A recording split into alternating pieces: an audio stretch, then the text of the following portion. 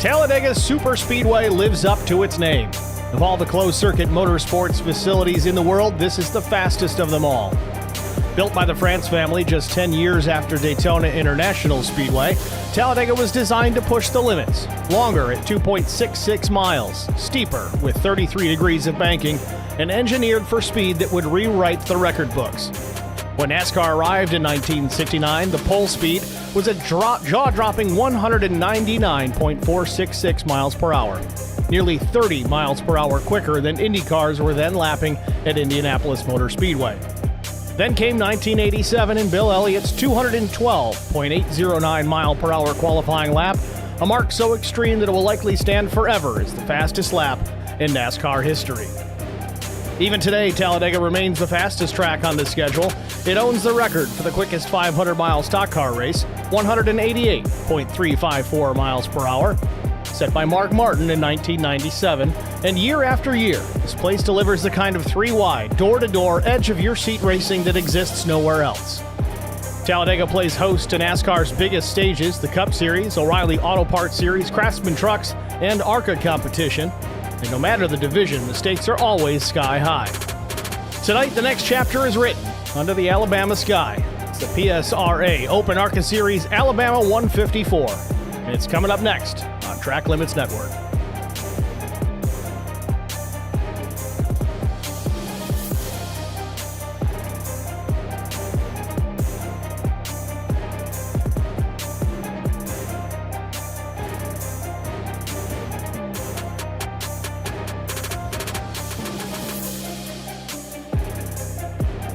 Good evening, everybody. Good afternoon on this Saturday afternoon here at Talladega Superspeedway. I'm Steve Singer with Track Limits Network, joined in the broadcast booth by the VRL Vanquish champion, freshly crowned last night, Chris Goins. Chris, how you doing? Hey, what's going on, Steve? How you doing? Doing well, getting ready, finally going to get this thing in. I know this was originally run last Sunday, some 6 days ago. Technical difficulties on the stream side of things this week. Looks like we've got it all squared away. We've had one completed broadcast since then without issue. So we're going to tape delay this one today, and we'll be back live tomorrow night at Watkins Glen International. So without further ado, qualifying already underway here at the Speedway. We'll take a look at the details. 58 laps the distance tonight, 75% fuel on board, 4 sets of tires over the wall. Not likely to be a tire race tonight, but 1 fast repair and 3 attempts at a green-white checkered finish. Weather-wise, 78 degrees, 41% humidity, partly cloudy, little breezy at 10 miles per hour. Not likely to cause too much havoc in the corners, but maybe a little headwind or tailwind, depending on what part of the speedway you're on. That may affect the speeds overall. And track temp, 86 degrees Fahrenheit.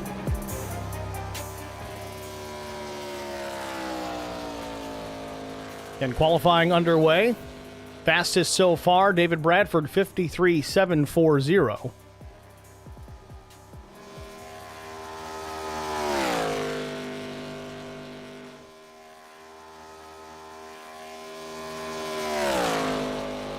Corey Bigley across the line. Looks like P5 for the number 58. Rodney Roberts through the tri-oval. 53.672. He is the new top spot here. Pole position for Rodney Roberts with less than a minute left in the session. Drew Blaze may roll out here and make an attempt. I don't know if he's going to have enough time here, Chris. Yeah, I don't think he is with the time it takes to get up to speed and then the lap time. I think he's maybe just checking his steering and stuff like that, make sure everything's working. 30 seconds officially remain in the session. No driver on track with laps to complete, with the exception of Drew Blaze sitting there at the end of pit lane. No color scheme on this car. Again, you may see that with some drivers here tonight with the paints not necessarily loading the way that you would have expected them to. The system was only going to pull paint schemes based on what they are currently running as of right now. So some drivers run in different leagues, different schemes for different scenarios, so it may look a little different this week, but the driver names will remain the same. Qualifying complete here at Talladega Superspeedway. We're not going to waste any time here. We're going to get right into our starting grid here momentarily. So there it is. Rodney Roberts, your fastest time here tonight, 53.672 seconds. Roberts, the number 11 from West Lenore Motorsports, will start P1. Outside pole, the number 84 of Braden Bradford, 67 thousandths off the top spot. Row number 2, it'll be Derek Runge and Jeremiah Holt. Row 3, Brandon Minnick and Cole Ansley. Row number 4, it's the 13 of David Bradford, with the Stinger Motorsports driver of Corey Bigley to his outside. Row 5, Josh Ingram and A.J. Rogers. Starting 11th, it'll be Chris Klein. 12th goes to Frank Griffith. 13th starter, the number 4 of Matt Nicholson. 14th, Bobby Hamilton Jr. Keep an eye on the 25 here tonight. It's going to be touch and go, but he knows how to draft at these places. Will Hewitt, 15th. Mike Fahey will start 16th. 17th starter, it's Stephen Luttrell. 18th belongs to Keenan Kimber. Drew Blaze rolls his Lone Star Racing machine off 19th. Jason Steptoe, 20th. Dominic Bettini, 21st. Mark Truxell, 22nd. Justin Johnson, 23rd. And shotgun on the field will be the number 3 of Terry Wilson. It's your starting grid here from Talladega Super Speedway as we get ready to get rolling.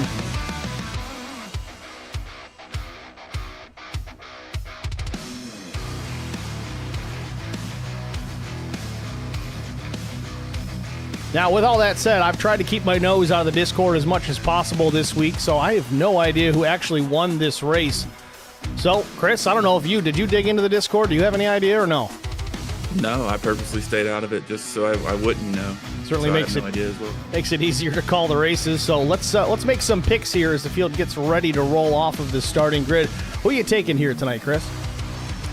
Oh man, I think I'm gonna lean towards Colt Ansley in the races that I've been with. He's had some bad luck, but he's overcome some of the races. So I think maybe Colt Ansley, a good pick.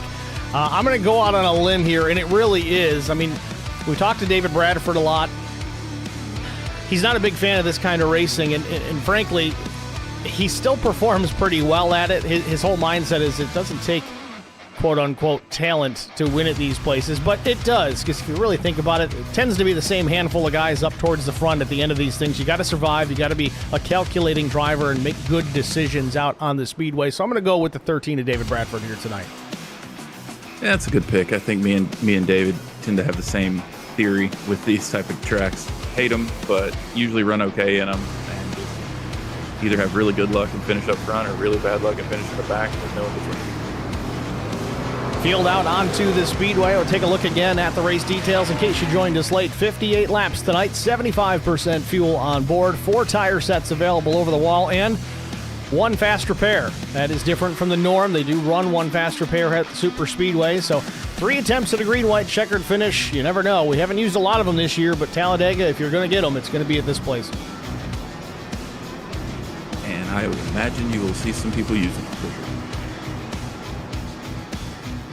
Before we get rolling here, Vincent Short already in the chat says, howdy, Steve, and says, oh, by the way, congrats, Chris, on the ship. I appreciate it, Vince. It was a fun race last night for sure, finishing that up. Front row, it's going to be Rodney Roberts and Braden Bradford. Not a full-time effort this season for the 84, but let's put the work in. He's certainly got some good influence in the house with him and his father, David Bradford, kind of ushering him along here in the sim.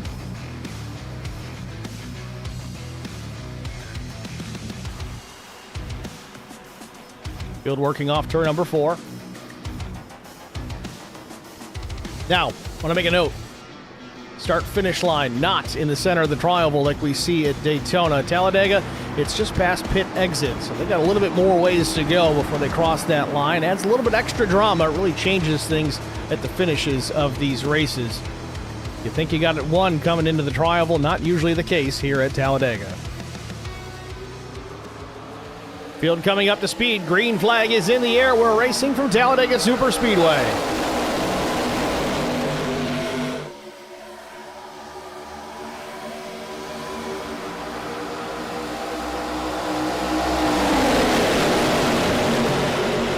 Bradford drops back a spot here in the 3rd position, a 3-car draft here at the front of the field. On the low side of the racetrack, one driver stepping way out of line early. I think that's Brandon Minnick.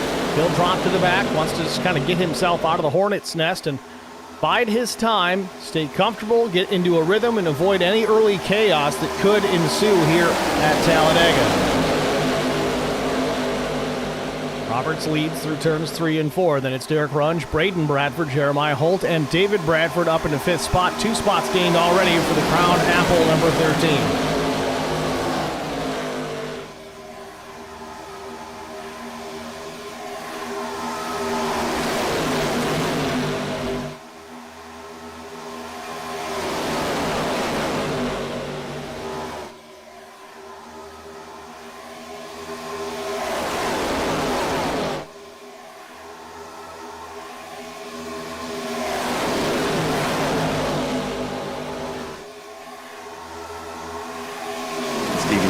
Cars that are dropping off the back of the pack there.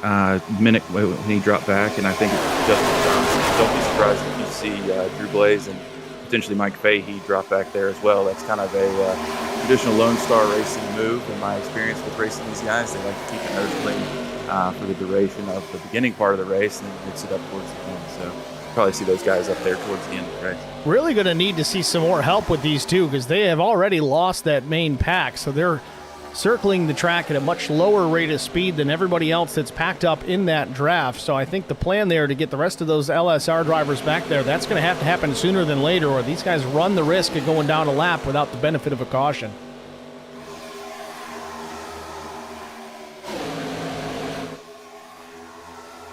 Meanwhile, back out front, Ronnie Roberts still in charge. Derek Runge, Braden Bradford in 3rd. David Bradford now up to 4th, Bigley 5th.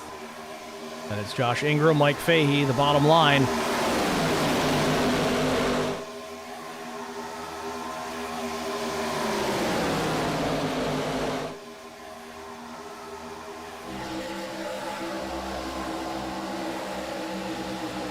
Pretty tame here at the front of the field so far, Chris. Is this just kind of a settle into a rhythm period at the early stages of this one? Yeah, I think these guys are just feeling it out, waiting. They know it's a pretty long race, and one wrong move can really ruin it for a bunch of people all at one time. I think going to put some patience here early.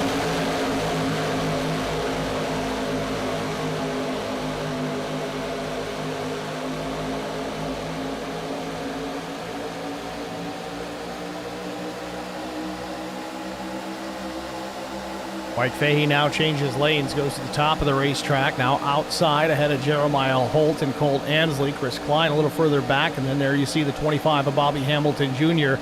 Maybe just try to set this up and see if they can make the outside lane work. Kind of a test period, so to speak. I know this is race conditions, but it's the best time to find out what's going to work and what doesn't. You can do it a little bit in the actual practice session, but you can't guarantee that everybody out there is putting forward everything they got.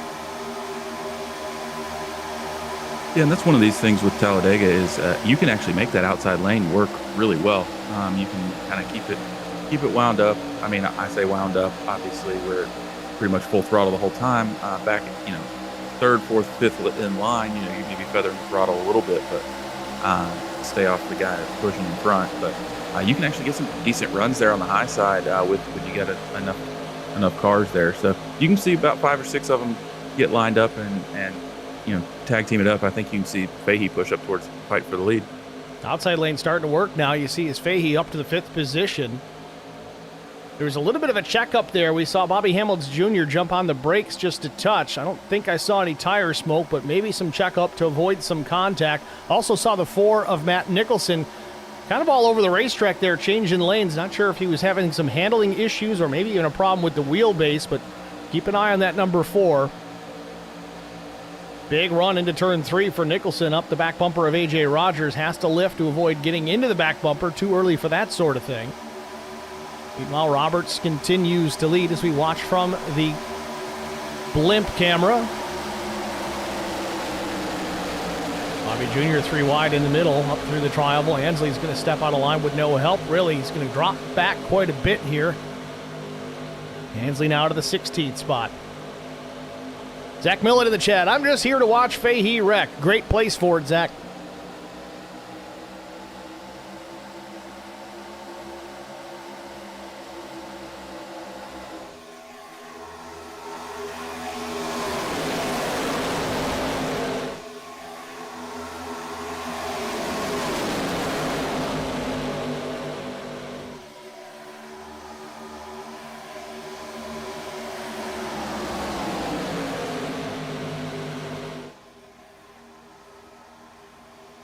Jump on board here with Mike Fahey.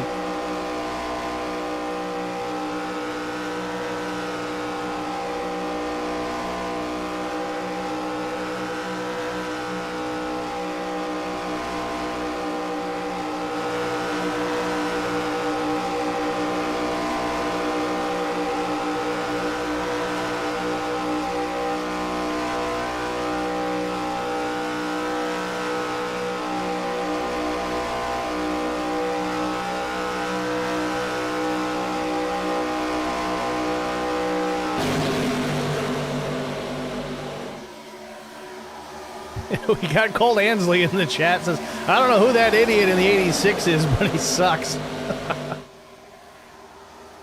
Well, I certainly hope not. He was my pick, so I guess we'll see what happens. Really impressed so far with these guys. Relatively tame. A little bit of jockeying for position, but not a whole lot of aggression. Only 9 laps in here at Talladega. That's certainly good to see.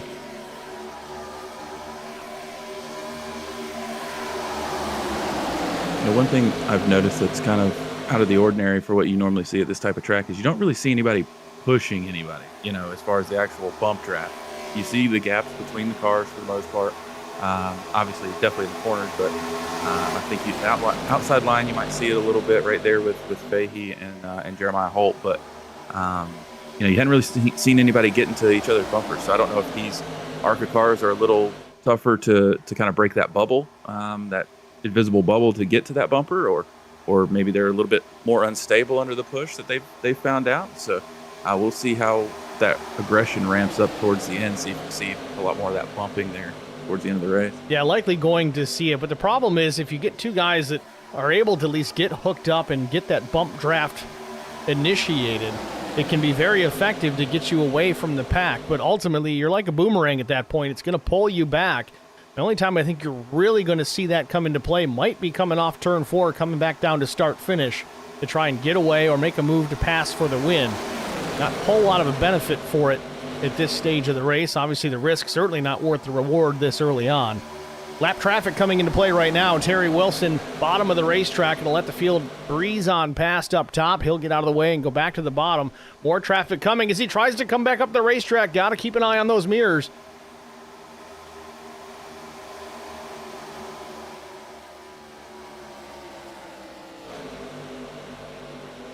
So far, Rodney Roberts has led them all. Derek Runge content to run there right behind the 11.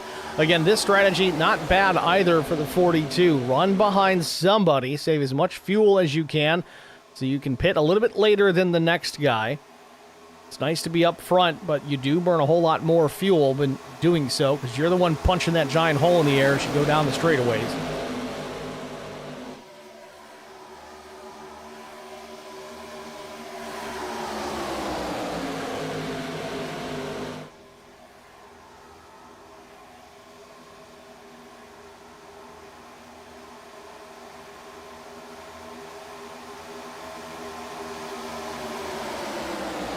Now, I want to make note, being that this is a tape-delayed broadcast, and the information on lap count is not pulled from the league data, it's pulled directly from the replay itself. You'll see in the timing tower, it says lap 12 of 68.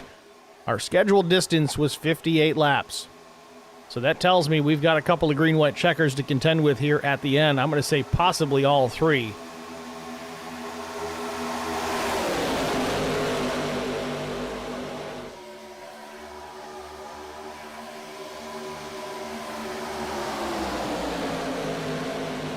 Braden Bradford hanging on to P3. Jeremiah Holt in the outside lane. Wasn't able to stay connected with Mike Fahey. I'm curious if Mike decided to drop back. He's the 6th car on the inside line now, so he must have filled in a gap. Yeah. But now with Fahey not leading that charge, it seemed that Holt was able to work his way at least up to alongside 3rd place Bradford. Now can't get any further past, not enough energy, but it looks like maybe the caution has come out again, or for the first time tonight. Yep, see the yellow on the fence there. So unfortunately, that's another thing that won't necessarily show in our timing and scoring tower there. The box to the upper left Shows green. Now the yellow shows. A little bit of a delay.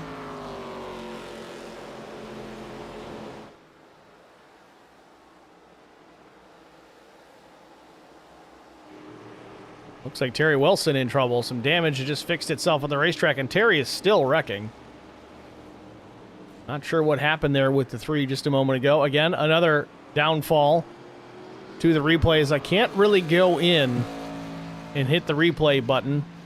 A, it didn't indicate a crash, but B, if I hit the live button, it'll just take us to the end of the replay. So we can really only show you the aftermath of what happened. But you see Terry Wilson was tore up there, and as we said earlier, the 4 of Matt Nicholson, who seemed to be kind of wandering even on the straightaways. I don't know if he's having a steering input issue, but clearly a problem now on the 4s. That thing's tore up. Looks like a Southern modified right now.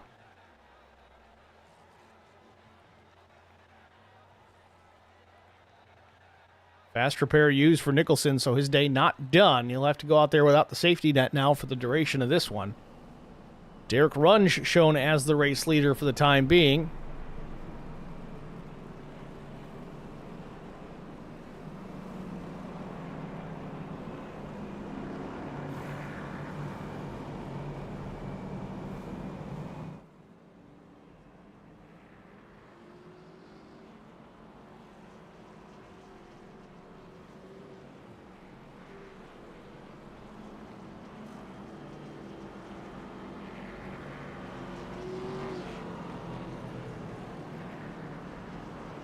And you mentioned it in opening there, Steve, that tires probably aren't as big of a deal here as they are at some places. So the only time I'd ever expect to see anybody change any tires could possibly be under caution. I think here you'll probably see a lot of just gas and go, I'm guessing.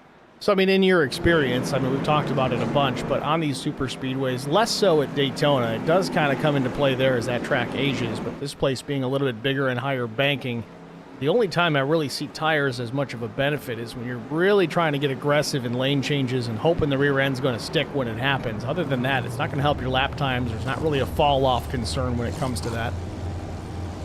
Yeah, no, not really. And to be honest with you, I'm king of the 2-tire stop when it comes to these type of tracks. You know, take the rights and leave the lefts alone because those really don't wear out. So get you 2 tires if needed and whatever gas you need and go. So first green flag stops under our first yellow, just about wrapped up. It's going to move Frank Griffith to the race lead. Now, he did not come down pit lane this time. He's opted to stay out, kind of gambling a bit here for another caution prior to him having to come down and take on fuel. Gives him some track position. He started back in 12th, just about mid-pack.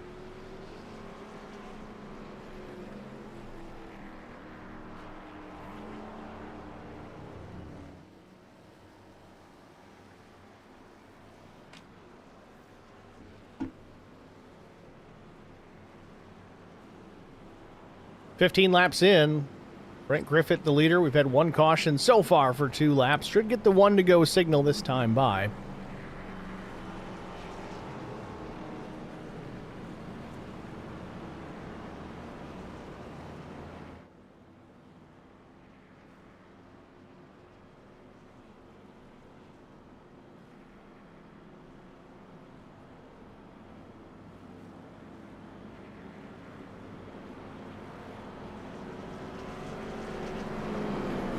Keep looking at the 54 of Frank Griffith here, Chris. I know it says Mustang on the nose of it, but I don't know why. All I can see is Dodge Charger. Yeah, I can see what you mean.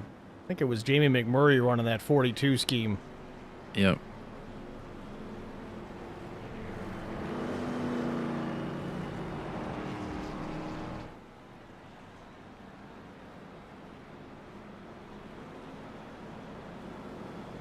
Couple more takers on pit road here. Jason Steptoe, Brandon Minnick, Mike Fahey, Drew Blaze. Those LSR guys working some strategy here. Justin Johnson jumped down there as well, along with Jason Steptoe. I don't know if Steptoe is tied into those LSR guys or not, but he's down there with him anyway.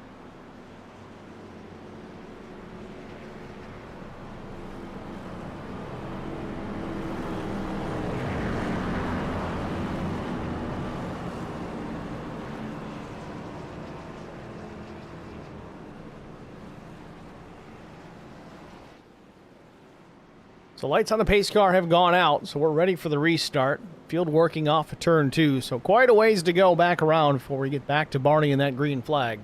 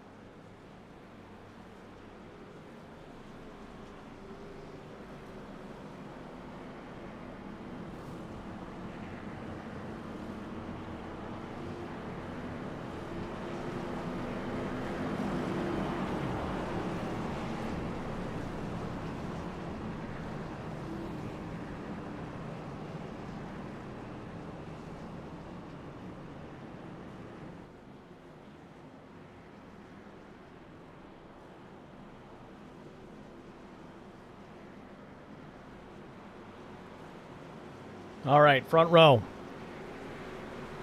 Frank Griffith, Rodney Roberts. Roberts the pole sitter. Pace car comes to pit lane. This thing back underway.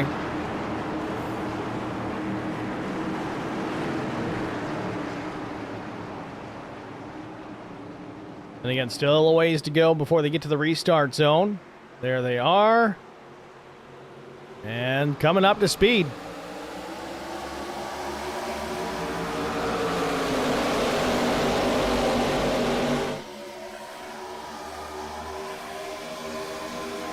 Just about quarter distance here at Talladega Super Speedway. Roberts jumps back to the top spot very quickly here on the restart. It's clear of the 54. It's right to the bottom of the racetrack. They roll down the back straightaway here at Talladega. Roberts, Griffith, and Braden Bradford, the top three. Big push from the 54 down the back straightaway.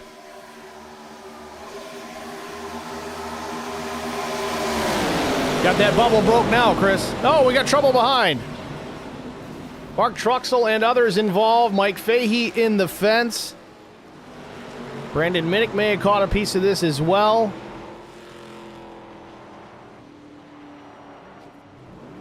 Truxell with some heavy damage trying to get that race car out of the grass and back to pit lane. It just won't turn. He may end up having to tow, and that's exactly what he has to do. Maybe some damage here on Minnick's machine. No, looks okay.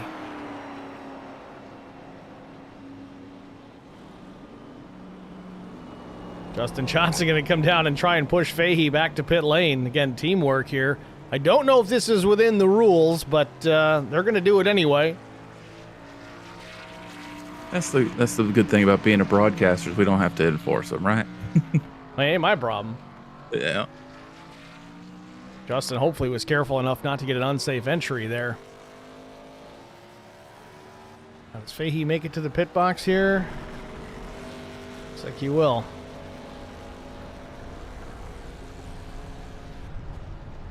Mike had the fast repair, so as long as he can stay on a lead lap here, he might be all right. Gonna put tires on it.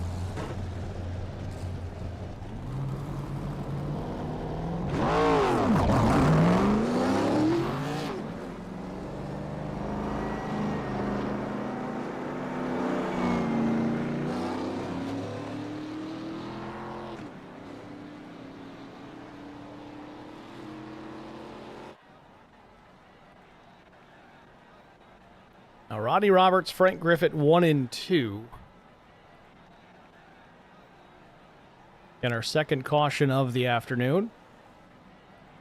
Holt looks like he got up into the third spot. Braden Bradford now back to fourth. Cole Ansley, fifth. Griffith's going to come down and pit. Some others are going to chase him. Holt, Ansley, Chris Klein, and others. Corey Bigley.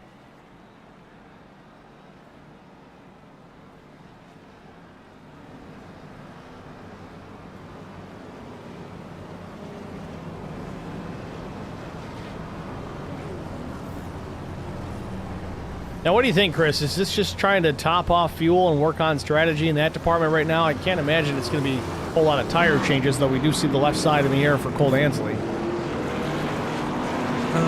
Yeah, I think with this, with Ansley, he may have taken rights on the last one, and then that quick caution, with everybody else coming in, he saw everybody else coming in.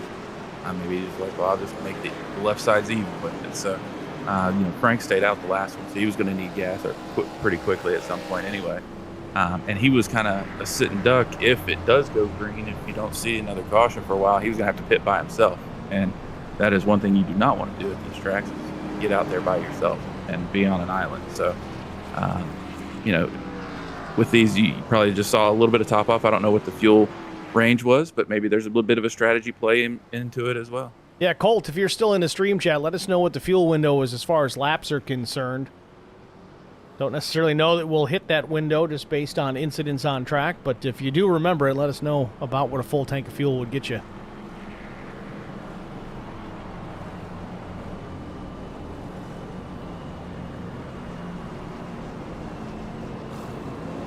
Yeah, this will be the telltale sign for the middle part of the race, I think, for this caution. You get two back to back. You either get the guys will settle it down and run 25, 30 laps of green flag and take it easy, or you'll see it get ultra aggressive, and you don't want it to, but you may end up with a string of cautions here back to back.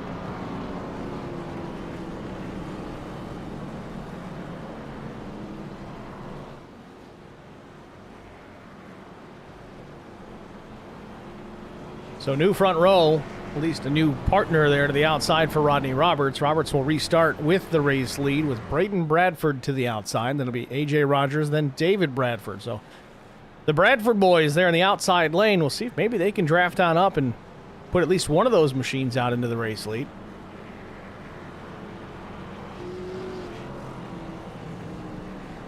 So there we go, on the one to go, just about 2 minutes away from the green flag. Derek Runge slow on the Speedway. And he's coming to pit lane here on the one to go. This is interesting.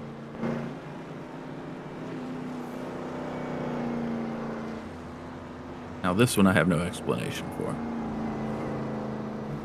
Runge made a pit stop of about 5 seconds previously. It's back in again. I don't see any kind of penalty for the 42. This might be just another quick top off. That's all it was. But now he's going to have to haul it, get caught up to the tail of the field as they're working down the back straightaway right now. Well, he should have plenty of time.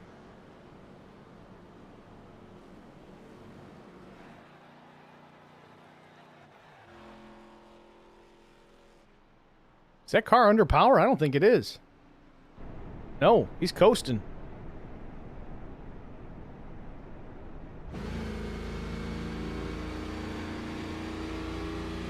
On board with Derek Runge. Made an extra pit stop here on the one to go. The field's in turn 3.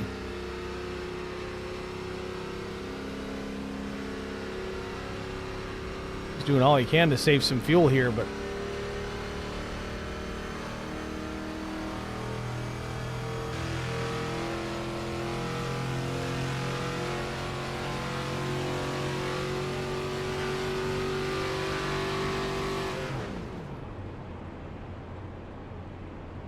yeah, Chris, I think he's at a point where he thinks he can make it to the end with how aggressively he's saving fuel right now. Maybe so. No, we've extended the restart here. We had the one to go. Lights are back on the pace car.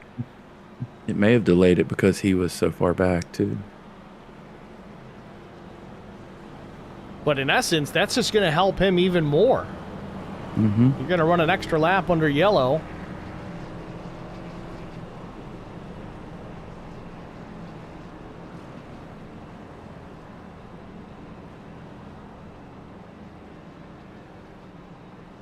Now Chris Klein.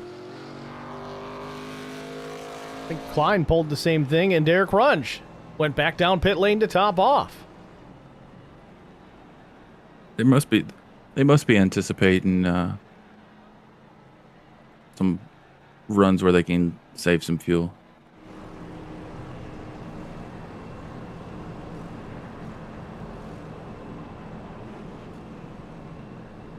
Either that or he just really wants to be in the back. Well, he's being awful aggressive with the fuel save, even on this caution lap. He's barely coming up to speed. He's being very ginger on throttle. He's getting the clutch in there and coasting it through the corner once he's got enough momentum. I think he believes that if this thing runs green to the end, he might be okay if he can just save. But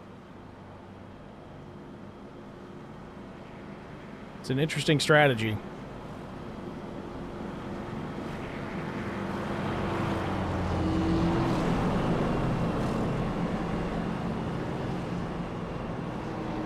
Sun peeking back out here in Talladega. We are on the one to go. Front row again will be Rodney Robertson, Braden Bradford, then A.J. Rogers, David Bradford.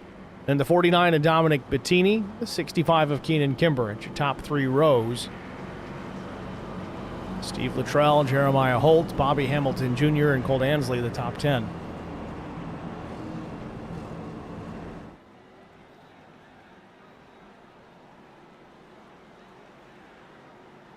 His car comes to pit road. Again, got to get through this tri-oval before we can really fire off, at least get to that restart zone.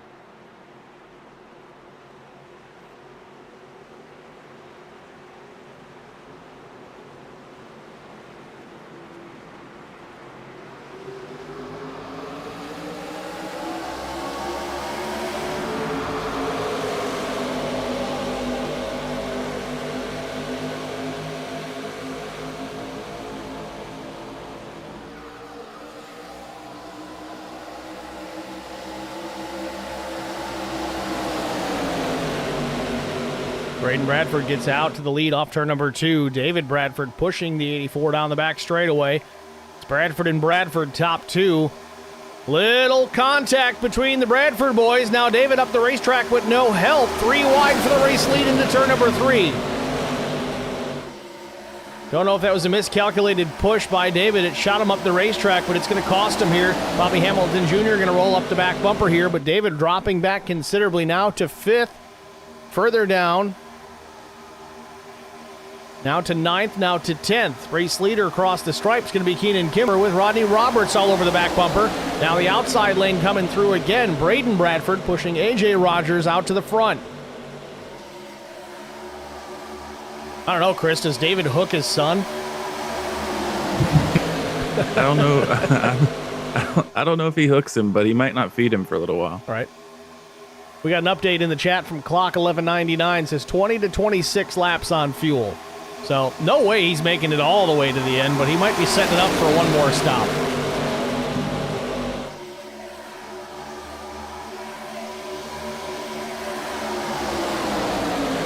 Business has picked up just a bit here, Chris. We're not even halfway. Ooh, big losing connection for Kimber. Yeah, I think they involuntarily ended up 3 wide after Bradford boys kind of had their come together. So it definitely looks more aggressive now than it was. I think it'll settle back down if I had to guess. David Bradford has recovered on the nose of Bobby Hamilton Jr. Now into that second spot. Kimber still with the lead, but we've got drivers kind of all over the place. 2 lanes for sure in trouble in the backstretch. Mark Truxell goes around. Truxell in the fence, no caution yet.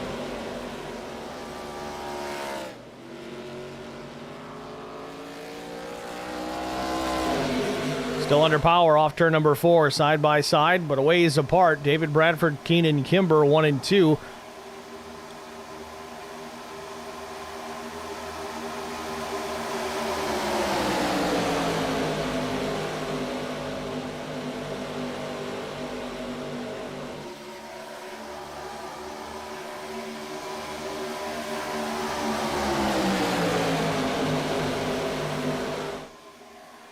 I guess Clock 1199 is the more adult Bradford, for those wondering. Speaking of which, that's who leads this race down into turn 3. It's David and Bobby, 1 and 2. Frank Griffith runs 3rd. Kimber back to 4th, maybe 5th if Jeremiah Holt has anything to say about it.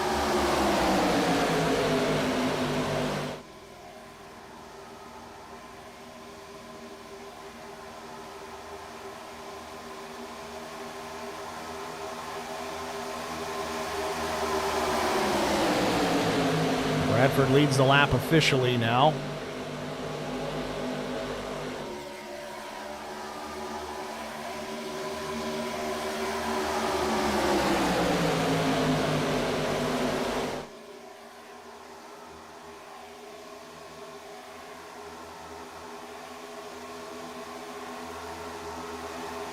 Brent Griffith just scrambling out there, trying to find someone to work with.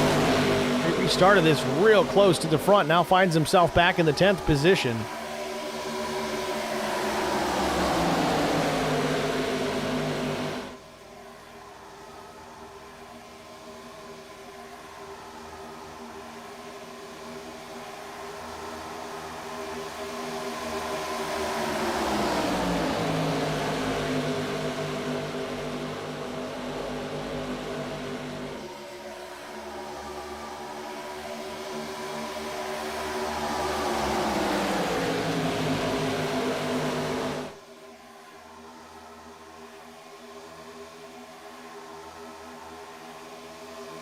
Second pack here further from this lead group, and it looks like a lot of LSR guys yet again. Brandon Minnick leading that charge.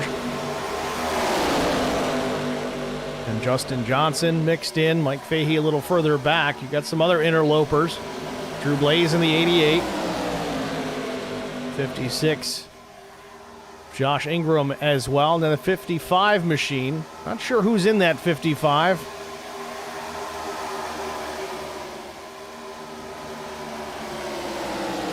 Looks like Jason Steptoe. He should be the number 50. Again, that goes back to the paint scheme conversation we had. He might be in the wrong colors this week. We got Brian Rose in the chat saying hello. Brian Rose from Track Bar Media.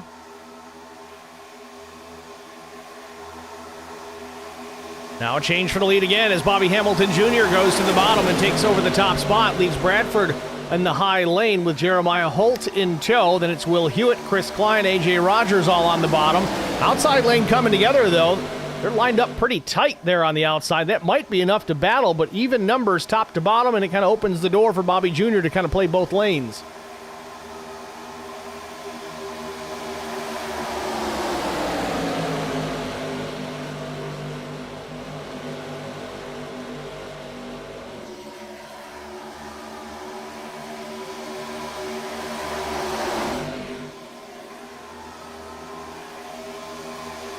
Still not quite halfway here at Talladega. About 5 laps away from the midpoint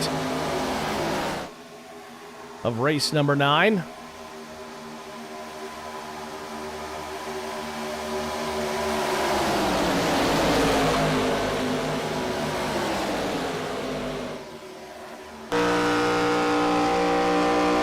On board with Bobby Hamilton Jr., about to lead his second lap of the evening.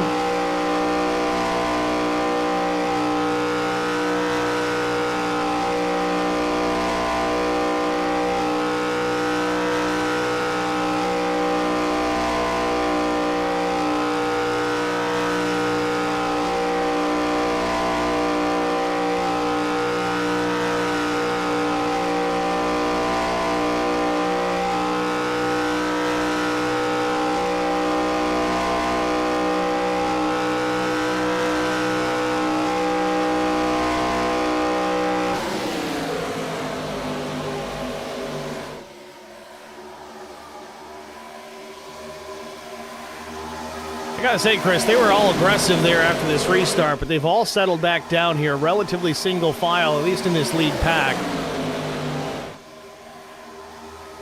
Yeah, I think that top line there with Bradford and I think Colt was up there. I think they just lost so much momentum, getting separated from each other, that they just kind of decided, well, as I say that, as Bradford would step out, but just kind of right in line there to we're not even halfway.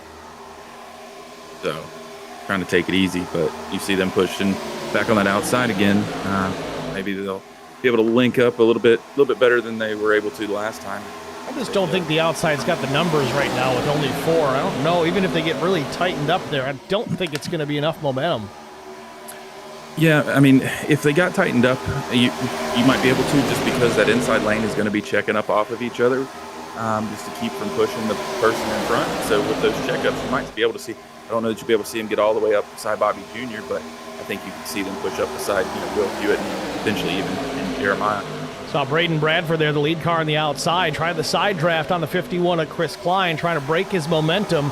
I don't know if that was an opportunity for him to try and slot down, if he could slow down the 51, or really, Chris, how effective is that side draft when you've got cars in front of you to kind of keep pulling you along?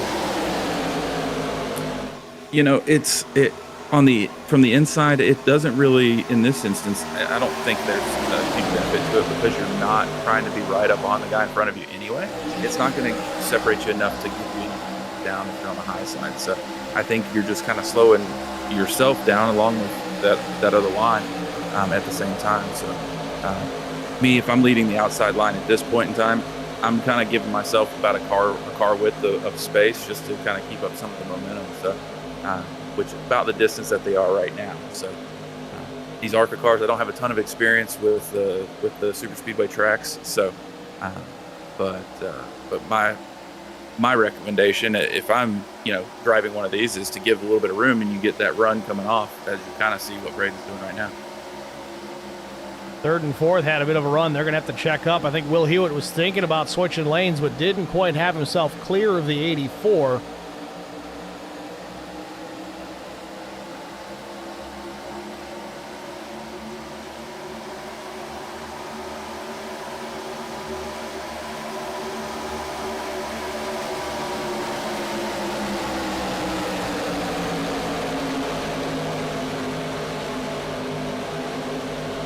Slow traffic ahead. Rodney Roberts in the 11, the pole sitter. Not sure what happened there to Roberts, if he was tied up in that second caution that we had or not, but Roberts shown in the 23rd position, laps down.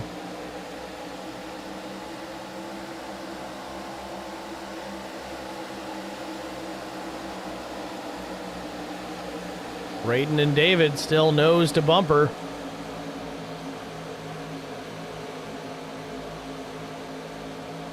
They got to run. Mark Truxell, top of the racetrack. This can be tough for Nicholson. He'll have to tuck back down.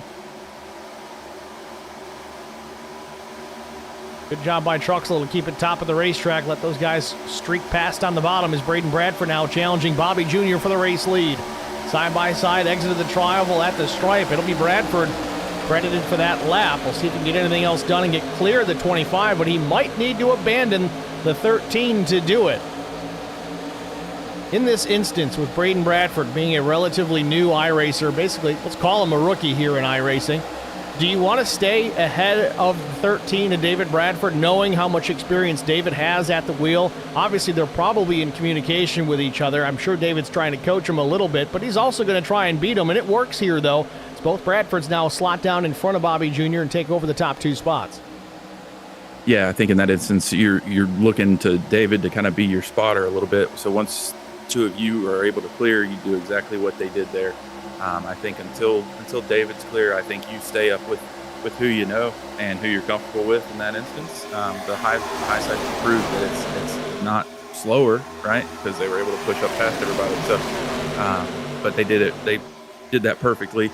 Bradford said, "Hey, he was clear," and they scoot down to the bottom in front of Bobby Jr. And now they can just kind of set sail and ride for a little bit. Second pack keeping their distance, but not getting smaller in the mirror from this lead pack, so they're still involved here. If something crazy happens, and it looks like we might have trouble on the backstretch. Yep. Looked like Truxell got turned on the backstretch. Mark Truxell in trouble again for the second, maybe third time tonight.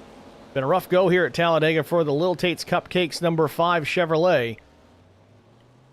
I don't appear we didn't get a caution for both of those incidences with Mark Truxell. The race continues. Bobby Jr., meantime, is taking over the race lead again with Holt now in the second spot. With that, 37 laps up on the board here at Talladega. We are going to step aside, take our only side-by-side break of the race. Stay with us. You won't miss a thing. We'll be right back.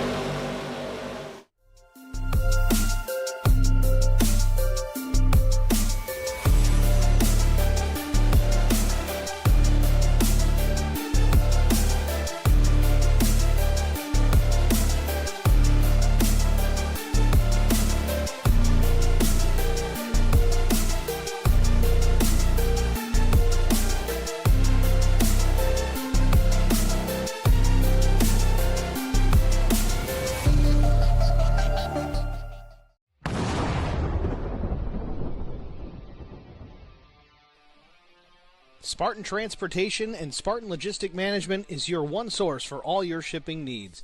53-foot dry van shipments, auto transport shipments, full-service in-house brokerage, drop lot facilities, just-in-time deliveries to all auto manufacturers, facilities in St. Louis, Missouri, Kansas City, Missouri, and Indianapolis, Indiana.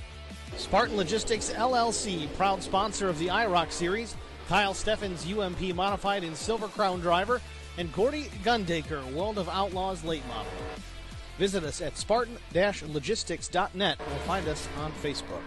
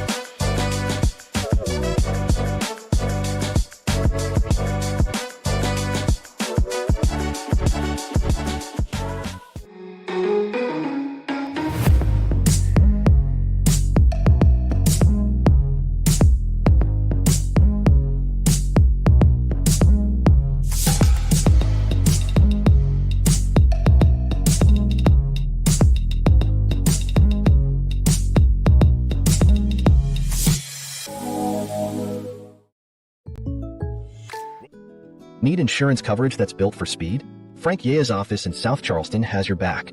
Whether you're blazing down the highway, protecting the home you've built, or setting up a legacy for your family, we've got the coverage you need. Auto, home, life, fast, simple, and made for you. Scan the QR code on your screen now to explore all our services and start a free quote today. Lock it in, save it for later, or call us at 304-744-7700 to get started.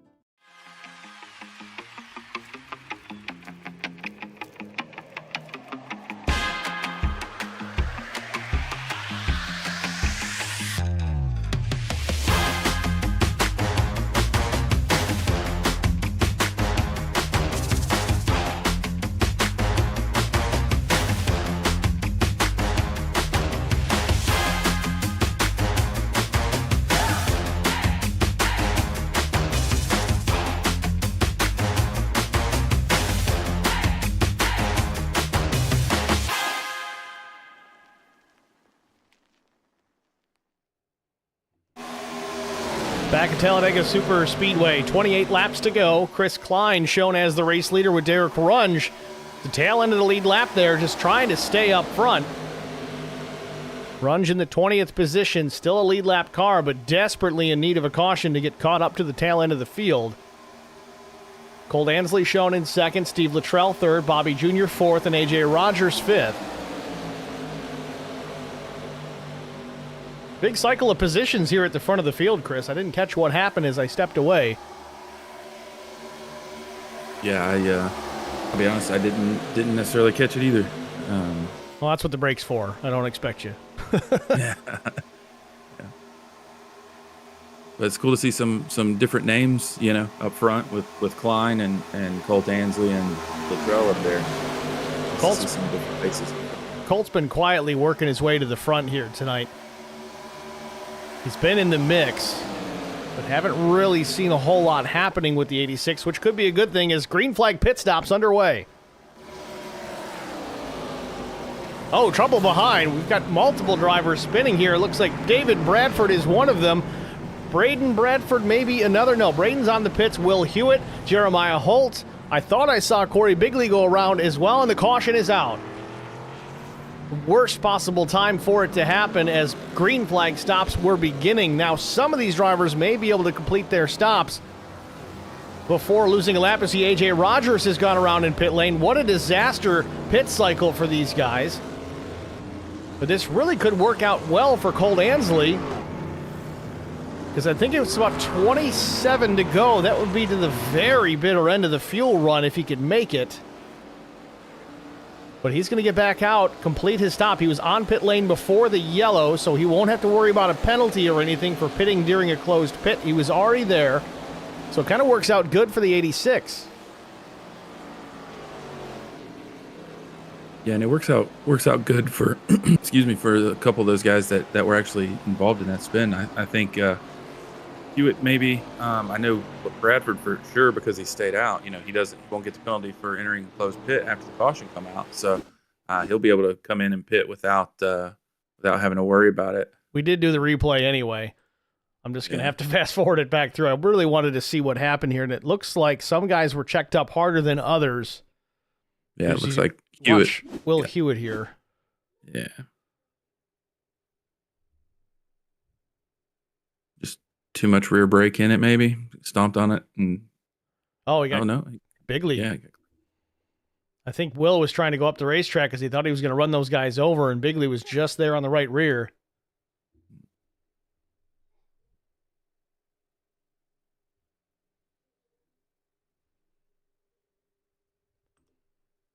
Pay no mind.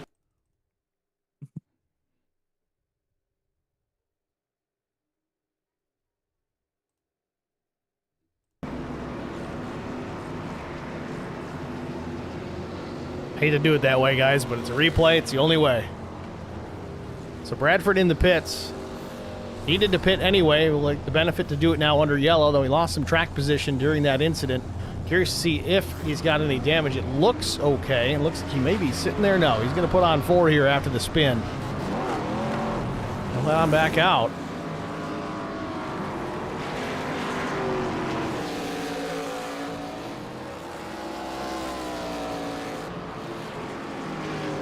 Going back to Matt Nicholson, we talked about how he was kind of all over the place on the backstretch earlier on in the race. He's obviously since been involved in an incident on the racetrack, but he does report in the stream chat of having some force feedback issues all race long, and that's really what it looked like, Chris. We kind of talked about that a little bit in the early running.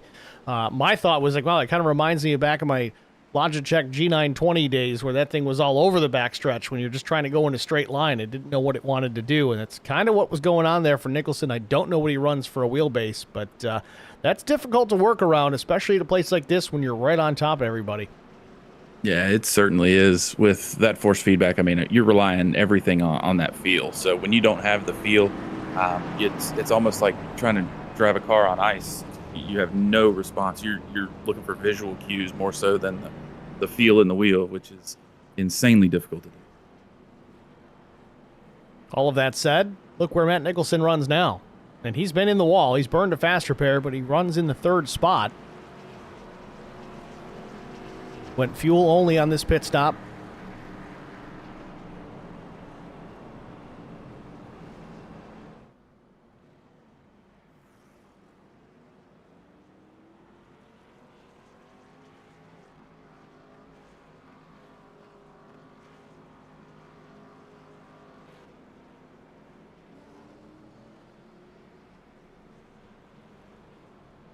Anticipating the 1-to-go signal when they cross the stripe this time. Front row will be Chris Klein and Braden Bradford. Then it'll be Matt Nicholson, Steve Luttrell, Cole Ansley, the top 5. Dominic Bettini, Keenan Kimber, Drew Blaze, David Bradford, Justin Johnson, the top 10.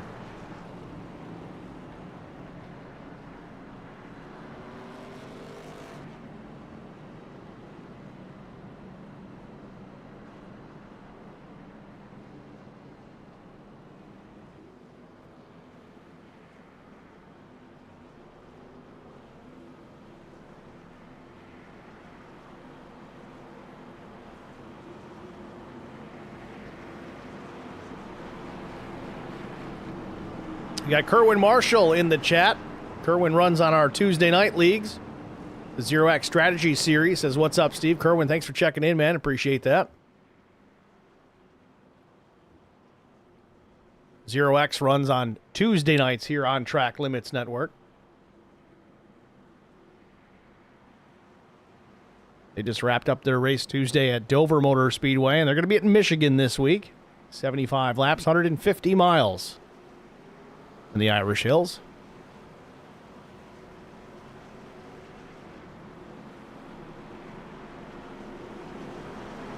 Colt says, I don't remember the fuel mileage, but it was a 2-stop. I think somebody early on said 20 to 26 laps on a tank. Obviously, it depends on where you are, if you're in the pack or if you're popping the hole in the air in front of everybody. But at this stage of the game, I think we'll have, I want to say 25, 26 laps to go. When we go back green, we'll find out in a minute. Right at the edge of that window, but as we expected, there's likely to be some green-white checkered finishes here, just given the additional 10 laps on the timing tower. So that's going to help the fuel mileage as well. I think everybody should be good to go from here.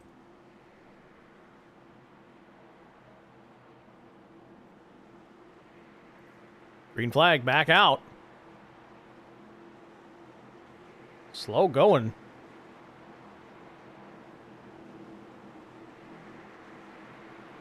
That data being sent a little premature to the timing tower, but either way, we're off and running, and Chris Klein, he's going to get away. But looks like a run already started here to the outside lane. Braden Bradford hammers down and then hooks right up.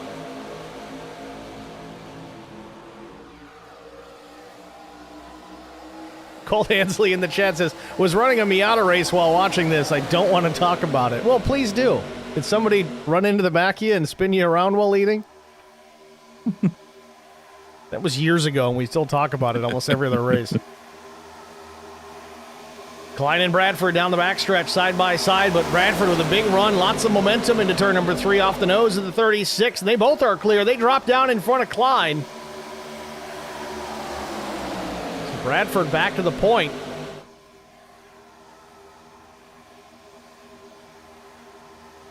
David Bradford kind of in the middle behind Justin Johnson, swaying back and forth, 3 wide. He's the meat in the sandwich between Ansley and Griffith. Now Bobby Jr. will go around following the 54. They're 3 wide behind the leaders for quite a ways back, and we got trouble. Braden Bradford goes around. Up the racetrack, and Mark Truxell almost gets collected again. Did we stay green? It looks like we may have, yes. Oh, much trouble again on the backstretch. Somebody, Colt Ansley, shuffled out. Nope, it wasn't Ansley. Who was it? Was it? No, it wasn't. Steptoe, maybe? Yeah, it was Jason Steptoe. Similar colors, black and red. Still chaos here behind the top 3 wide behind him. Will Hewitt now in the middle. David Bradford could have thought about going 4 wide, but thought better of it.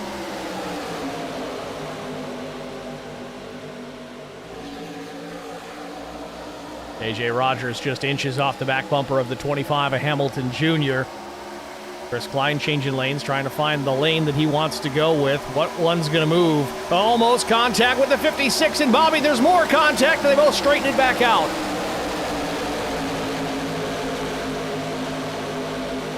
Ingram and Bobby got together. Bobby's able to hang on to it, but he's going to lose some ground here. He'll have to regroup with 21 laps to go, and there's more trouble. Bettini down the flat of the racetrack. Can he get back up without incident? He does. Another good save now for the 49. He'll lose some track position. Well, you said it, Chris. We're about to see chaos start to unfold as this thing gets closer to its conclusion, and that's exactly what we're starting to see. Yeah, the aggression has ramped up a lot. So Kimber pushing the pusher. Oh boy, can't do that for too long. They got away with it for now. Jeremiah Holt steps out of line. Matt Nicholson to the back bumper, not close enough to really push him by. And the top 2 nose to tail. Tandem draft down the back straightaway. It's David Bradford and Derek Runge. Runge got back on the lead lap with that caution, finds himself back in the 2nd spot.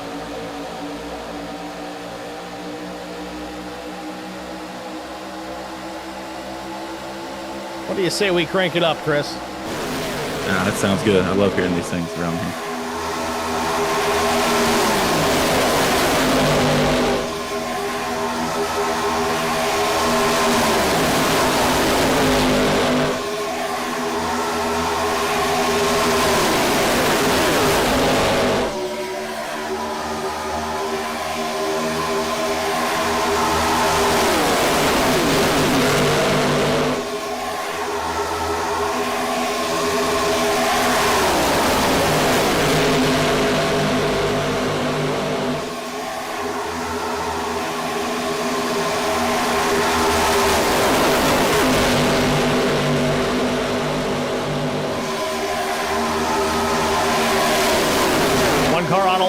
56 of Josh Ingram also losing connection at the same time. Driver's going to try and scatter. Bradford maintains the race lead. Runge second. A.J. Rogers making a move to the outside. Bobby Jr. going to stay tucked in, at least for now.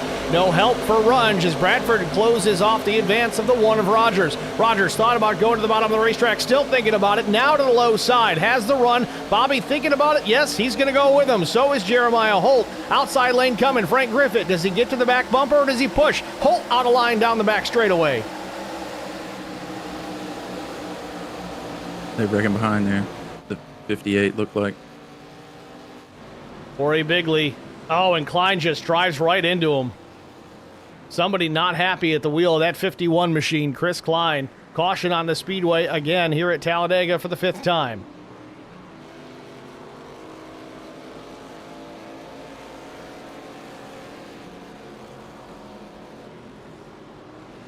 I think Klein's frustration hurt him more than fixing his problems because now that thing is hard to steer.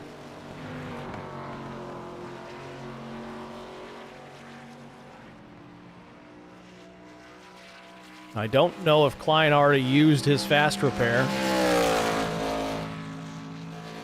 Trick is going to be getting down there and using it before he goes down a lap.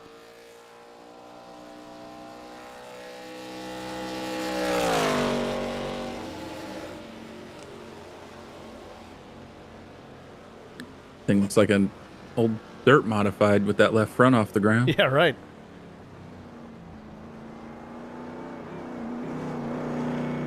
So caution number 5 on the Speedway here at Talladega. A few drivers involved, certainly Corey Bigley and Chris Klein, but I don't know, Chris. It really looked like Klein kept his foot on the throttle and just drove right into the 58 after the wreck was over. I don't know for certain that's the circumstance, but man, from the short amount we got to see, that looked to be the case. Yeah, I mean, that's what I saw. Same thing that you saw. So I don't know what the precursor to that was, what led to it, if that was the case. But luckily for Klein, I guess he did have his fast repair left, obviously. So hopefully he can kind of get settled back down and maybe work his way back towards the front, because we did see him up there running up front there for a little while.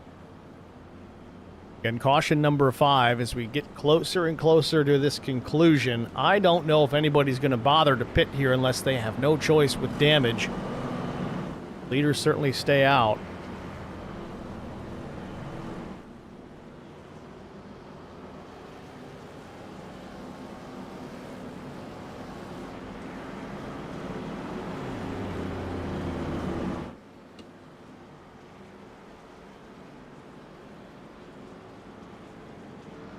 Robert's going to get a wave around here.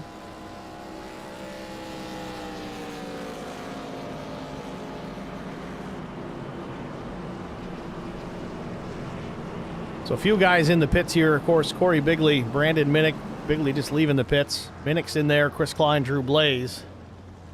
Klein back down. I'm not sure what he's trying to do here. Is he can put lefts on? No, he's going rights again.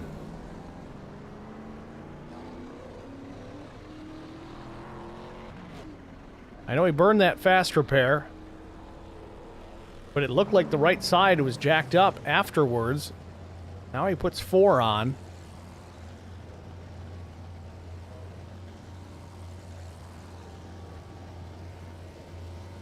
Of course, anger and adrenaline factors into your decision-making skill, so maybe just didn't have it unchecked or inadvertently checked the first time, whatever the case may be, but Klein's still sitting there. Chris, I don't know, did he get a penalty? I don't see anything in the timing and scoring to indicate that, but maybe it doesn't do that during the replay. Yeah, I don't know. Unless maybe he got a speeding penalty that we didn't see. Yep, that must have been it. 54.19 second pit stop, so that's 14:19 for the work, and then 40 seconds for the shame on you.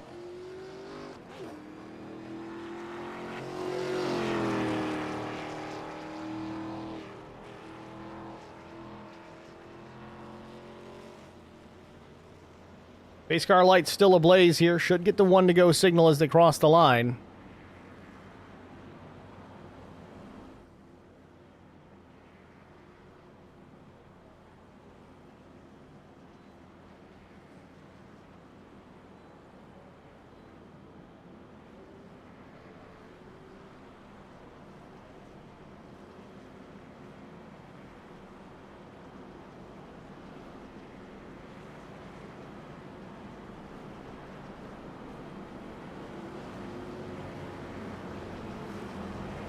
Colt in the chat again says, better get the shaving kit. It's getting hairy.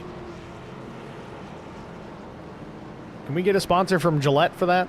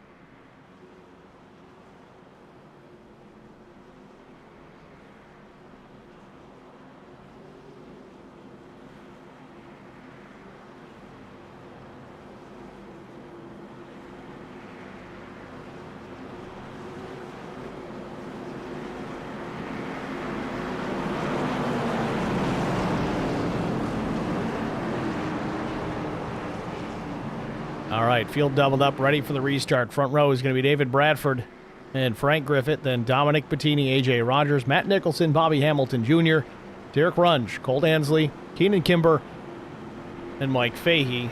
That'll be your top 10. Further behind, Will Hewitt, Jeremiah Holt. Two drivers certainly capable of pulling a win out of the hat if they can get up to the front and avoid some chaos. Plenty of racing left.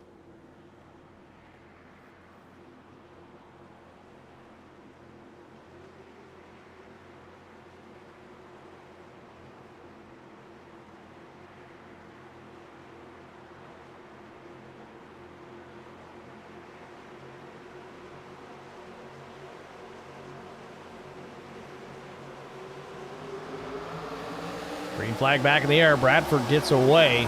Almost too much away, but now he's got the option. He can swap up in front of Griffith. Decides to stay put. Griffith, no. The Griffith was going to go down low, but last minute, David went up the racetrack to close the advance.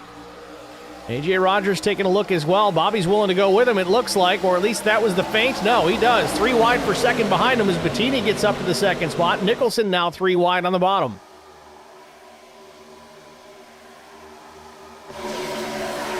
Frank Griffith dropping like a rock in the center of the group.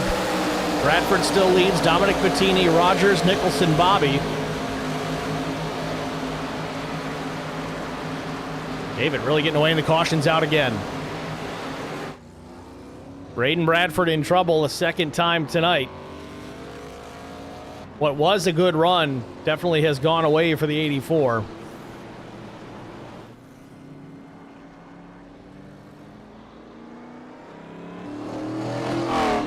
Well, that's a neat trick.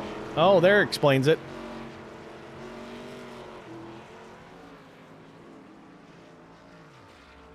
And things going from bad to worse. And Braden's just going to tow to pit lane. So night likely done for Braden Bradford.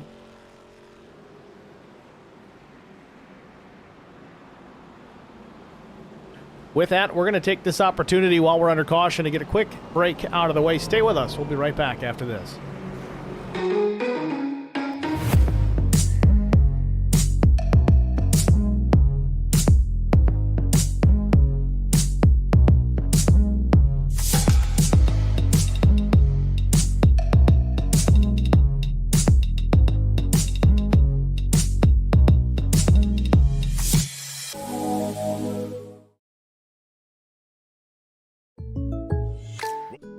Need insurance coverage that's built for speed? Frank Yea's office in South Charleston has your back.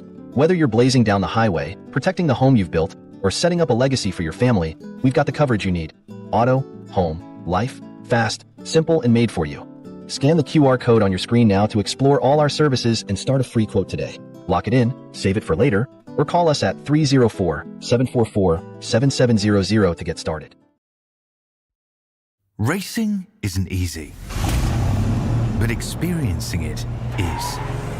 iRacing puts you in the driver's seat with the industry's leading sim racing game. Drive on laser scan replicas of the greatest racing circuits from around the world.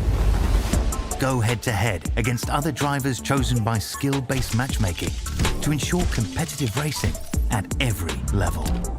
Compete across all your favorite series. In officially licensed cars, engineered to deliver the most accurate driving experience possible.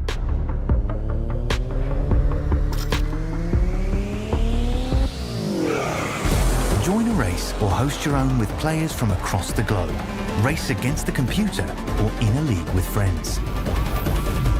Feel the thrill behind the wheel. Visit iRacing.com.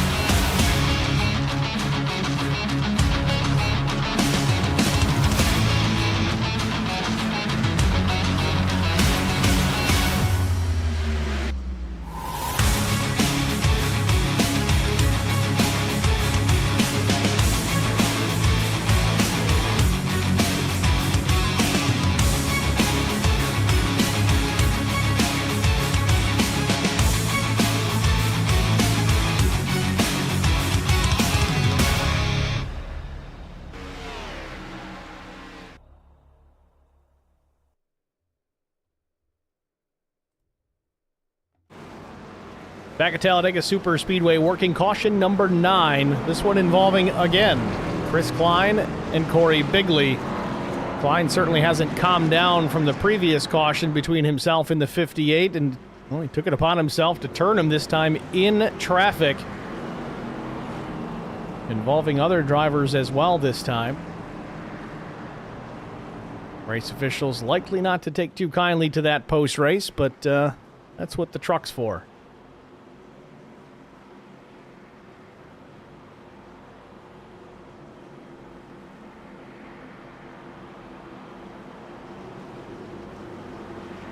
Getting set for another restart on the 1 to go as they work the back straightaway.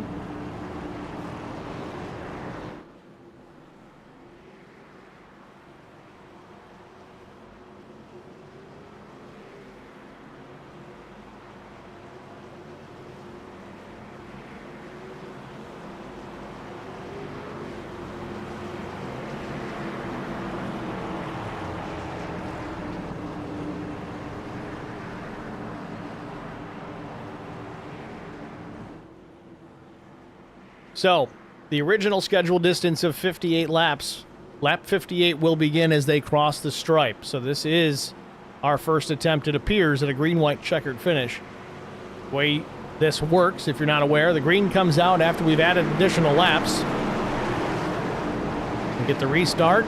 If they make it back around and the leader takes the white, that's it. It's going to wrap things up and we'll call it a day. But if there's trouble before the leader takes the white, we'll throw the yellow, add some more laps, and try it again.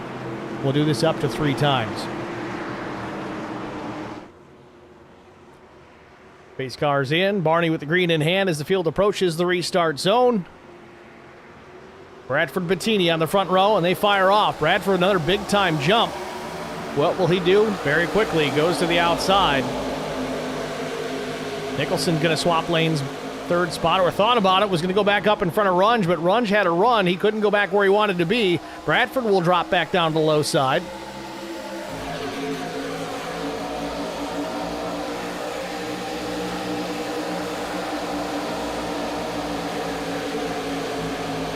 Three wide behind him. Close racing here in the top 5 as well as Bobby Jr. gets involved. Bumping and banging, and they're all going around to the back straightaway.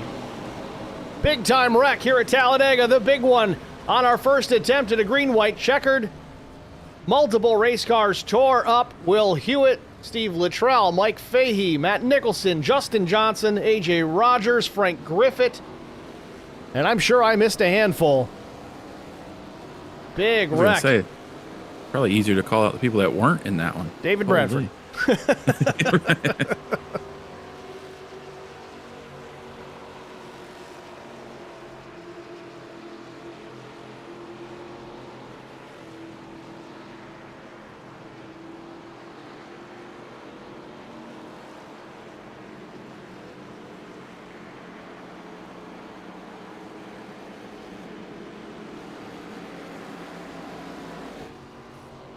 Drivers trying to make it to pit lane. Frank Griffith having some struggles here all through the grass. You can see why. That thing's tore up pretty good.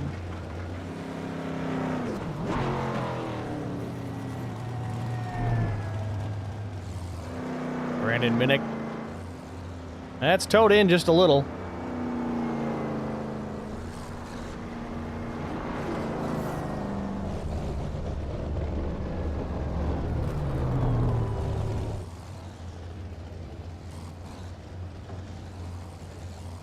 Minnick burning his fast repair, so he's not out of this one yet. Looks like he'll get back out and not lose a lap. Pulled Ansley with some damage. Fast repair burned for the 86. He'll get back out and stay on a lead lap as well.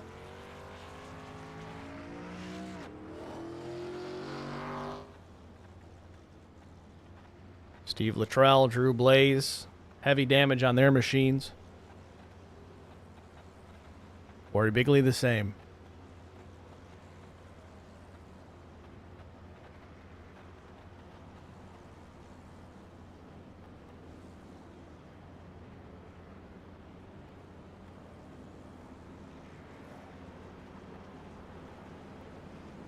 Tenth caution of the afternoon, and we do have some more takers on pit lane here. Bobby Hamilton Jr. is going to come down. He may have some slight damage on the number 25. You can see a little bit there. The right front crinkled up, right rear as well, left front as well. Burns his fast repair.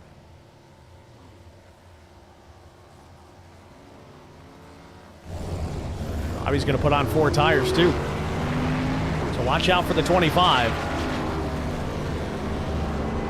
Likely to be a bull in a china shop when we get ready to settle this one. Laps winding down. Just finishing lap 60.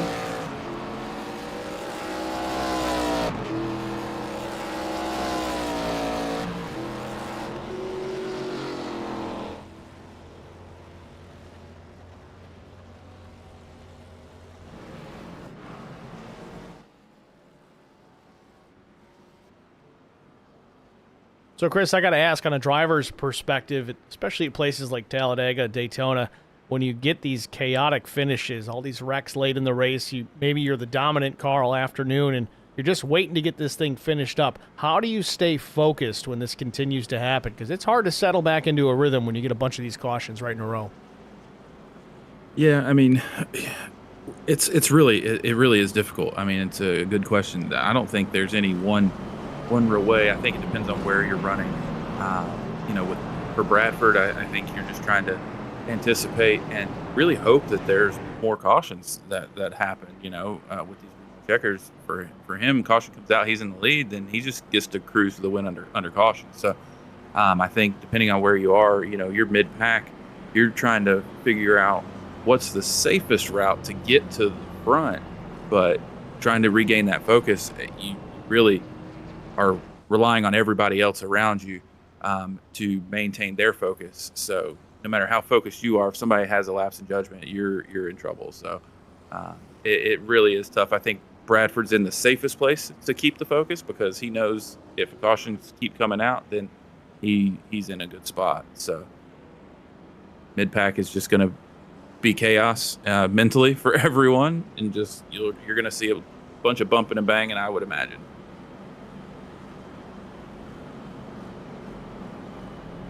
Field across the start-finish line. Pace car lights go out, so we're on the one to go. Another couple of minutes away from the restart. We're going to take a very short break this time. We'll be back after this.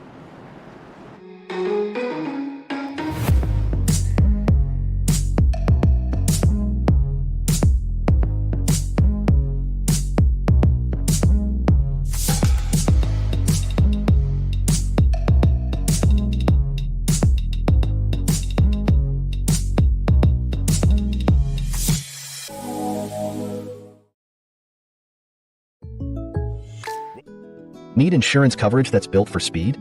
Frank Yea's office in South Charleston has your back. Whether you're blazing down the highway, protecting the home you've built, or setting up a legacy for your family, we've got the coverage you need. Auto, home, life, fast, simple, and made for you. Scan the QR code on your screen now to explore all our services and start a free quote today. Lock it in, save it for later, or call us at 304-744-7700 to get started.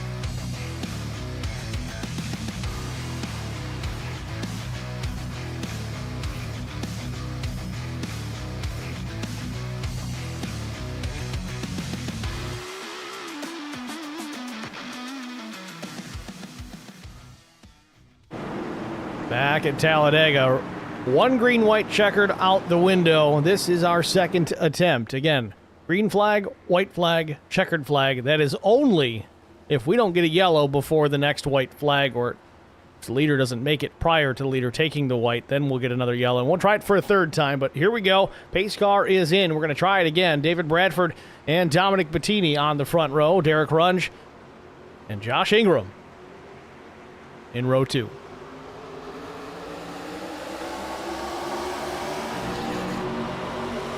Top 5 break away from everybody else. Chris Klein, Keenan Kimber, Matt Nicholson together there in that second pack. Keep an eye on them. And we might have trouble already. No, we do not. Thought I saw somebody falling through the timing tower. Could have been connection related. Now Chris Klein closing in. Has a run through turns 1 and 2, but not quite enough. They're still side by side. Nicholson to his outside.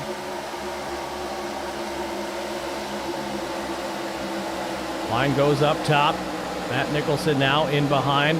Nobody really close, but Nicholson breaks away from Rogers. Oh, contact, 4 up the racetrack. Now Bobby to the inside of A.J. Rogers. And caution on the Speedway again.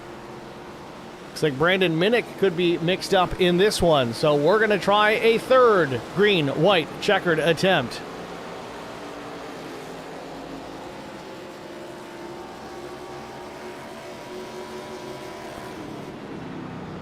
I think this might be all she wrote for Brandon Minnick. Yeah, especially using that faster pair on the last one. I think the hood is waving at the fans.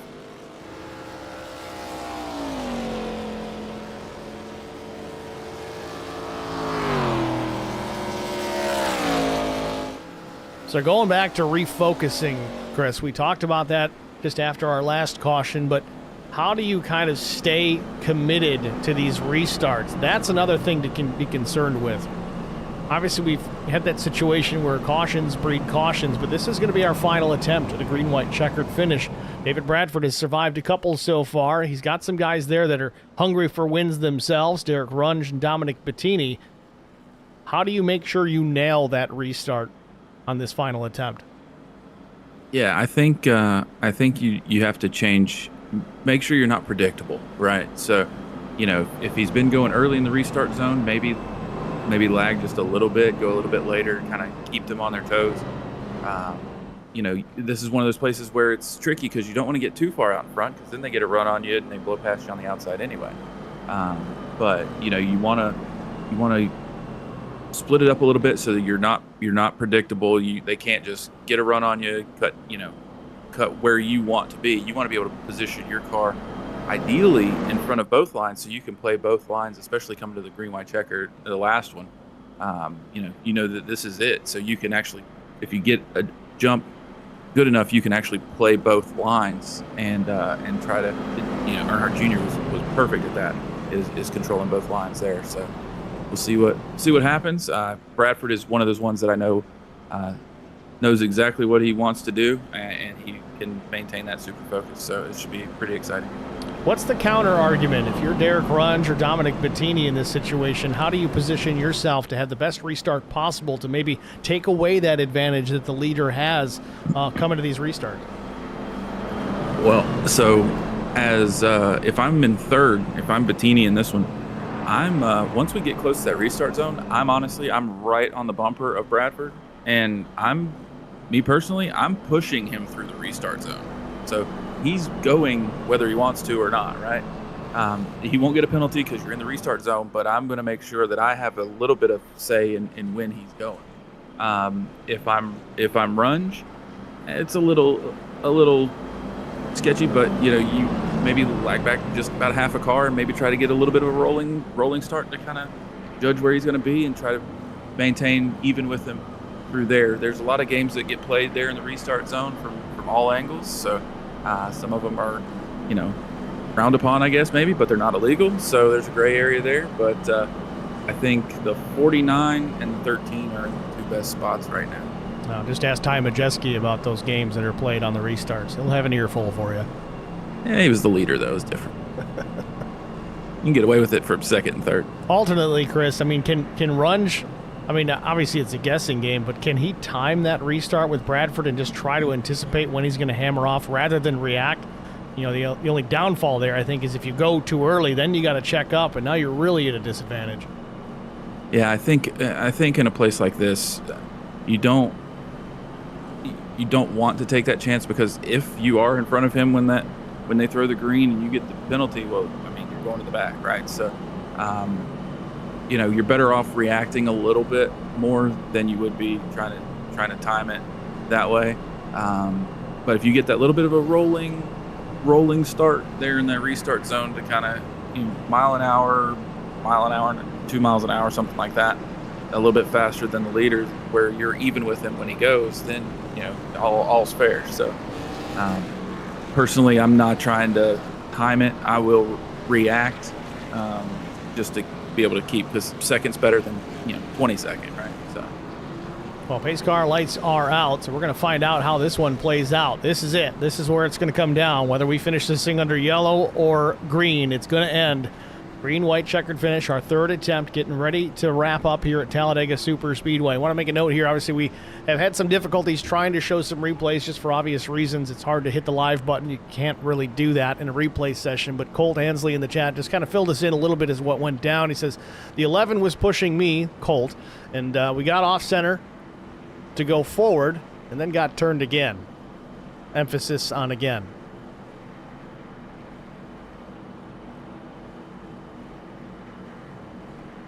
Shadow's getting pretty long here at Talladega, too. No lights here at the Speedway. It's a good thing this one's about over, because I don't know if they could go too much longer.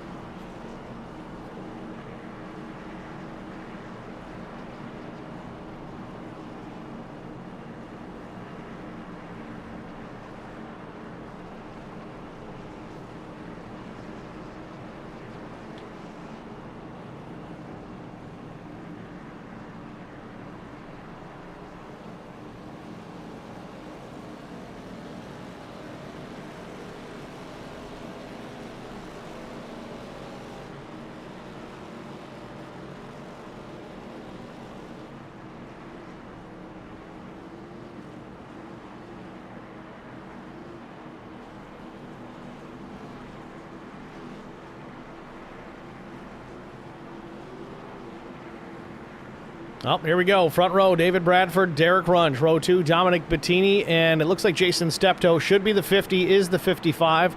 56 of Ingram, and the 51 of Chris Klein. Your top three rows as the pace car heads to pit lane. Can we get this one finished up under green flag conditions?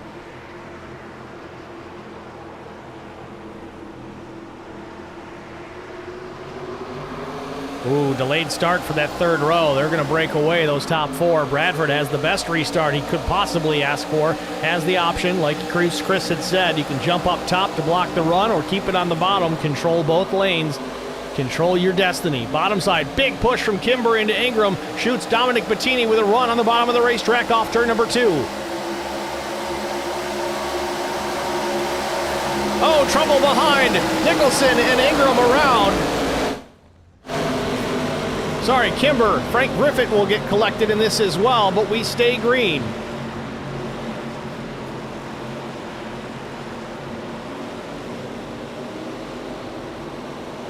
I think the caution. Caution is out, so that's it. Yeah.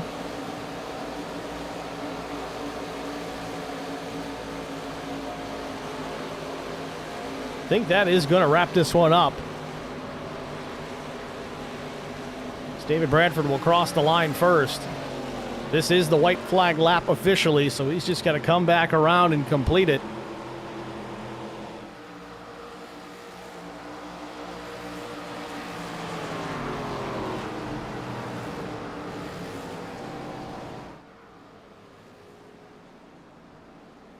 Looks like it's going to be a solid finish for Justin Johnson.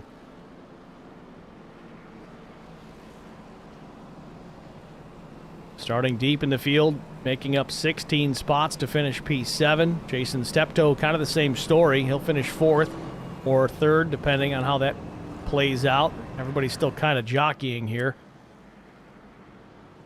David Bradford looks like he's on his way to a victory. As long as he's got enough fuel to get back around under caution, less than half a lap away.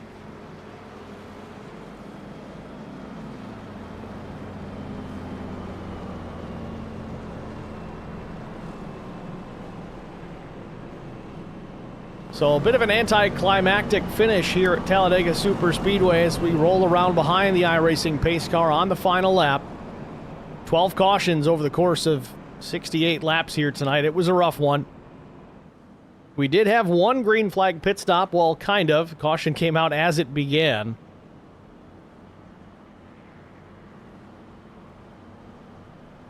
The tempers certainly flared here late.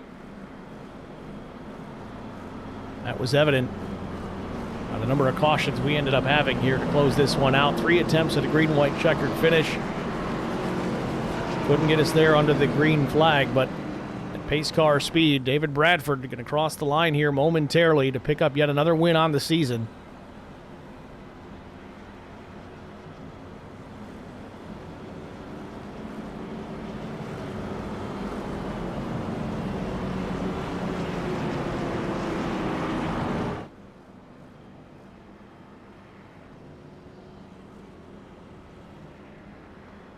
So David Bradford, your race winner. Derek Runge, Jason Steptoe, second and third. Colt says, Steve finally wins a pick, and Chris curses me somehow into the future past. Well, that is just proof that broadcaster's curse is real. Well, here's the thing about Bradford and super speedways. I pretty much always pick him because he hates the places. And he always likes to say it doesn't take any talent to win here. I was like, well, why do you keep winning?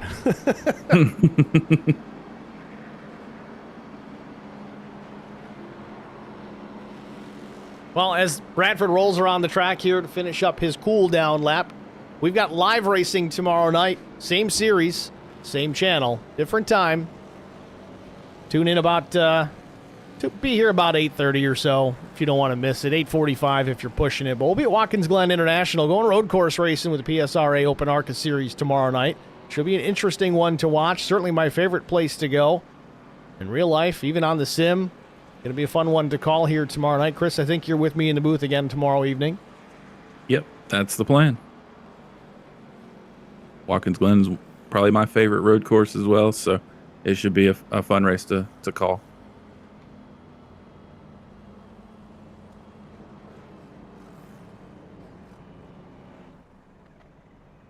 Doesn't look like David's going to do any burnouts here. He's just going to take it to pit road.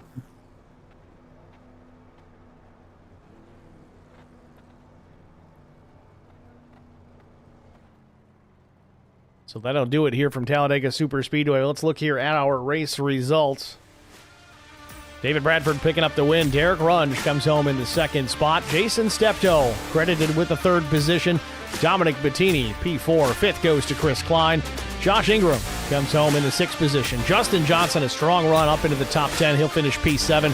Cole Ansley, some adversity tonight. He'll finish 8th. Bobby Hamilton Jr. was 9th. A.J. Rogers, last year's champion, finishes 10th. Jeremiah Holt, 11th. Mike Fahey comes home in the 12th position. Will Hewitt was 13th.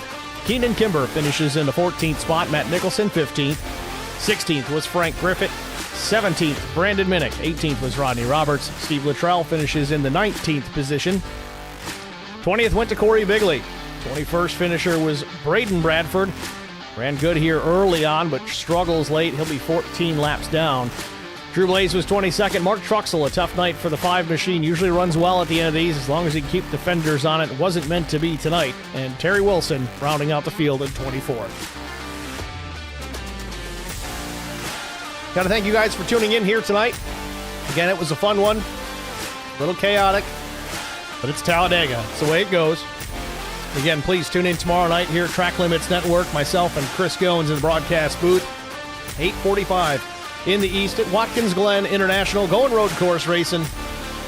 Really looking forward to it. Chris, any final thoughts before we get out of here? No, it's going to be crazy going from one extreme to the other, from this to road course. So we're excited to see what the change brings tomorrow. Going to be a fun one. Thanks for watching, everybody. If you haven't already done so, like, share, follow, subscribe. Hit that thumbs up button. That helps quite a bit. Subscribing helps you guys out as far as notifications. Make sure you click the bell. So in case you forgot there was a race that was coming on that you wanted to watch, you get that little notification on your phone, your computer, or whatever you're watching these broadcasts on. We certainly do appreciate it. Thanks for tuning in here tonight. Congratulations again to David Bradford. For Chris Goins, I'm Steve Singer. Thanks for watching, guys. We'll see you at the next one.